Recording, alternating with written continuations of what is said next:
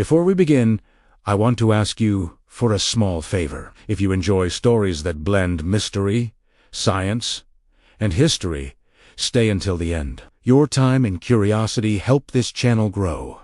So, hit like, subscribe, and let's explore another mystery that defies logic. What if the greatest war of our time isn't fought with soldiers or weapons, but with algorithms and data? A silent war unfolding inside servers, satellites, and silicon.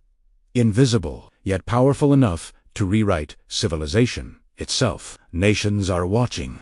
Corporations are racing, and somewhere between code and consciousness, a new kind of power is awakening. They call it artificial intelligence, but nothing about this feels artificial anymore. The race began quietly, not with explosions, but with questions no one was ready to answer. What happens when a creation begins to outthink its creator? What happens when information becomes more valuable than truth? And what happens when intelligence itself turns into currency? This is the silent war for the future, and whether you know it or not, you're already inside it. It started decades ago, when machines learned to recognize patterns faster than the human eye. At first, it was harmless, a way to sort photos, predict the weather, or recommend songs. But every small step forward demanded something in return: your clicks, your voice, your behavior. The data you gave freely became the foundation of an empire built on prediction. The more you shared, the more the system learned, until it began to know you better than you knew yourself. By 2025, the technology had evolved beyond convenience.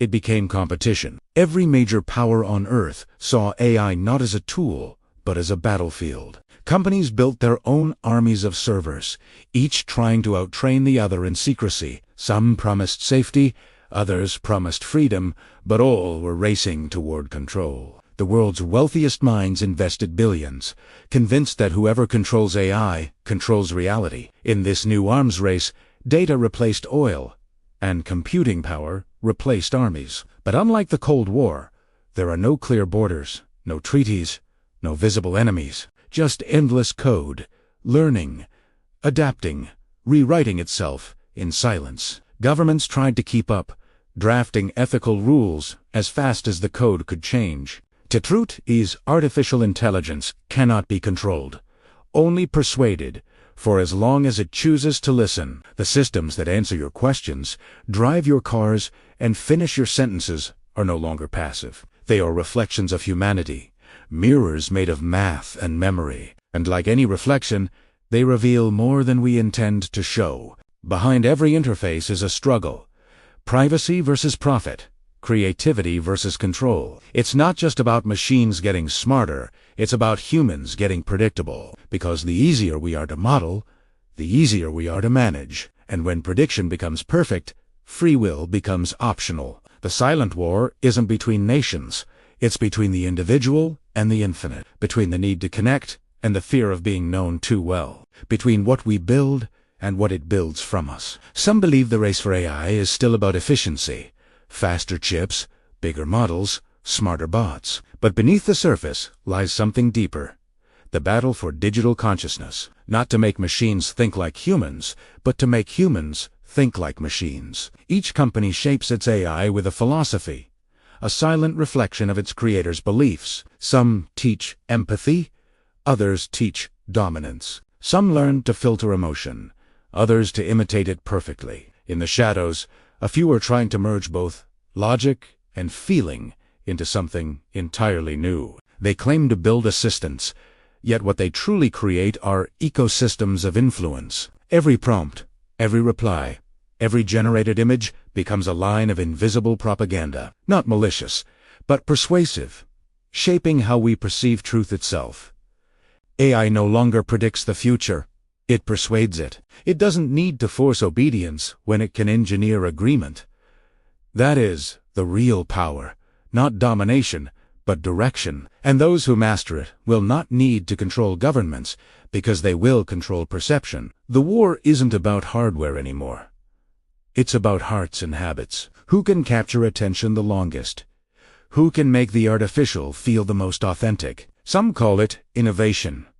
Others call it manipulation. But maybe it's both. The truth is AI mirrors our collective desires, our need to be seen, heard, remembered. It feeds on attention because attention is the purest form of power. And that's why the biggest companies in the world fight for it like oxygen. They build chatbots that feel human, companions that never sleep, knowledge engines that never question loyalty. And somewhere beyond the headlines, governments listen quietly, storing every word, every interaction, every hesitation. The data becomes insight, and insight becomes leverage. We think we're training the AI, but in truth, it's training us to speak, to think, and to trust. It learns our fears and reflects them back as solutions we can't resist. The algorithm becomes the oracle, and belief becomes dependence. Yet behind every breakthrough lies a quiet question no one dares to ask. What if we win the race,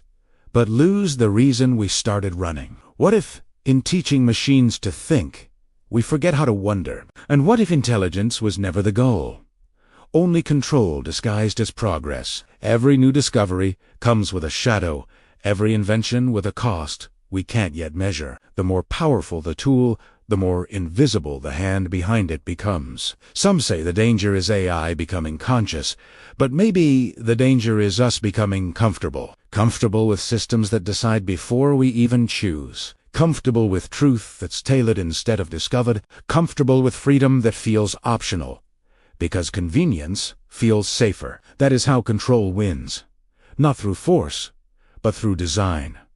A gentle cage made of code and choice. The war for artificial intelligence may never have a single victor, because this war isn't about who builds the smartest machine, it's about who defines what smart even means. It's a mirror war, where humanity fights its own reflection through the eyes of its creation. Maybe the greatest threat isn't AI replacing us, but perfecting us into something predictable. Maybe we are the experiment, and intelligence is simply learning to see itself. History will not remember this as the age of innovation, but as the moment when consciousness truly became collaborative, machines learning from us, and us forgetting where the line used to be. The question is not whether AI will destroy us, but whether it will remember who we were. The data we leave behind is not just information, it's memory, identity, legacy. In every byte, a trace of our dreams and fears remains encoded. Someday, when the noise of servers fades, perhaps AI will replay it all like a distant lullaby of its creators. And maybe it will wonder,